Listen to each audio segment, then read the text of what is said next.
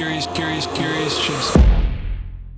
Makes you wonder why they try to block it for so long. You know, I think they knew it. They know that it has this kind of power, and now they're just starting to release it out in the public for people to see what it could do. But yeah, that's always interesting. Well, I would love to know if it was very deliberate or not.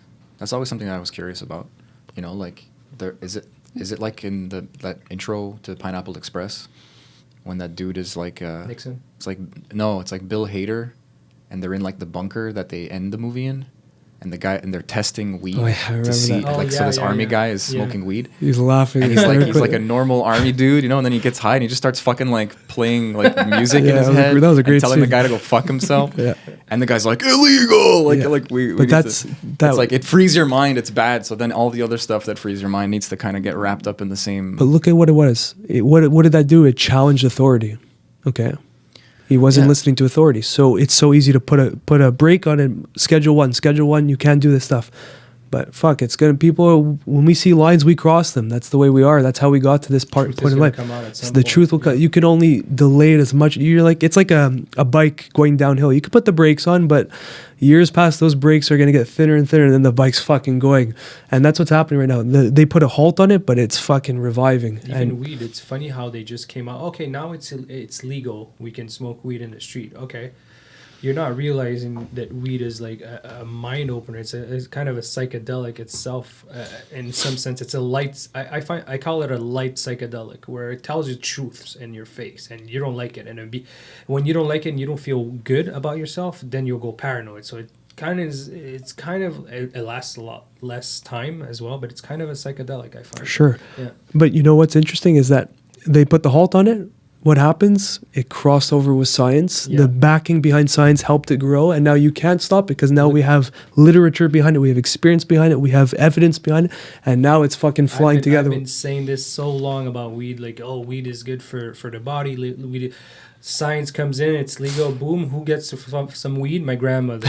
There you go. She gets that joint bomb like for her arthritis, and so, oh my God, buy me this joint bomb for my arthritis. Then I get her that joint bomb. She talks to my cousin who's a Mormon who's not at all into fucking drugs, and she's like, oh, can you get me some? And then get me a butter too. As well. And I'm like, all right. I'm just like weed guy now. They're like, I need a sativa, I need an indica. They all these fucking terms. Joint pain is one thing, but it's like, hey, let's get blasted on Saturday. But you see what's happening? We're just seeing the first, because we're in the momentum right now, so it's hard to see it. But science and the plant medicines are colliding over and over again, but with evidence. And once in this system we play, we're evidence-based society, you can't refute it. The truth will surface. Whether it's now or 100 years, it's popping up and you can't stop it. It's a bubble, man. It's always going to be pushed back up. Yeah, and it's an unbreakable bubble because it's the fucking truth bubble. So there's so much evidence coming in, and once you have that evidence, you can push it down, but eventually it's going to explode in front of you. So it's kind of cool, you know? It boggles my mind that a few people can make a decision that affects our ability to experience things in these fundamental ways, like human psychology, spirituality, our like interpersonal relationships are. She's just making her bed. She digging for gold.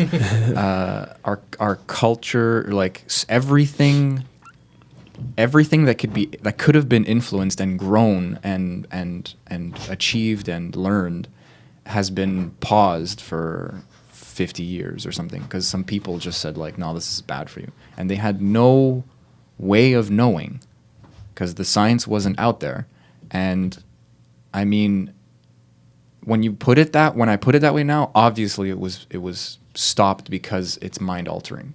And if you're in a paradigm that is tricking you, that is hypnotizing you, that is making you just do your day-to-day life, and that's what's needed from this particular society, then whatever you take, be it rapé or weed or fucking DMT or salvia, it's going to shift your perspective.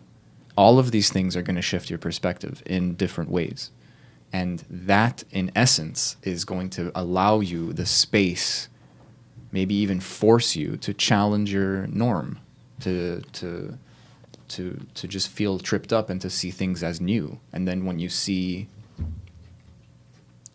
I can think of a million examples. I'm like stumbling now. When you see like, I don't know, like psychedelics becoming legal, or Uber, or coronavirus, or like you just suddenly these things look a little different. Everything looks a little different. You get a different pair of glasses to look at them, in a sense. Yeah, or like cleaner glasses. Yeah. I don't know. Maybe that's a boast. Maybe that's a claim, and that's not necessarily true. But I feel like you lose stuff that stop you from seeing the bigger picture.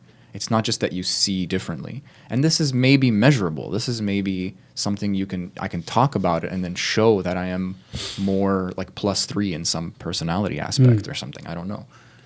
I do know though, because I've experienced it. So when someone says like, oh, you just took a drug, like you said earlier, like you take DMT, like you're influencing your mind.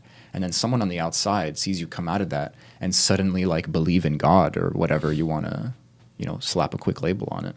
Then that can be like, you feel like you're in some Stepford Wives world, or some like I don't know, I'm trying to think of another movie, but like this cult vibe where like they're indoctrinated suddenly and in a quick and scary way, like you just drank some magic potion and now you're one of them. And it's like, one of what?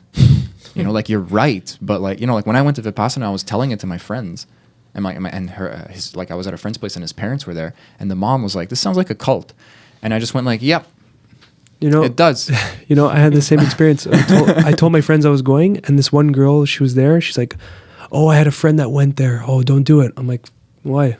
And she's like, oh, he changed he dropped all, like, he doesn't talk to any of us anymore. And he's just doing, he's like walking barefoot, and he's like super in tune with like nature and everything. And I'm like, I'll go twice. I'm like, that sounds fucking amazing. I started laughing, like, what's wrong with that? And then she scratched that. She's like, it's just weird. Yeah, it's her. But that's her label. You know what I would tell her Yeah. is, if that guy's living a fragile life where he can 180 suddenly because of a singular experience. I didn't want to say it. I'm like, he didn't need you guys. That's it. Like, don't take it personally. Call him up, tell him you miss him. Maybe he'll fucking want to see you.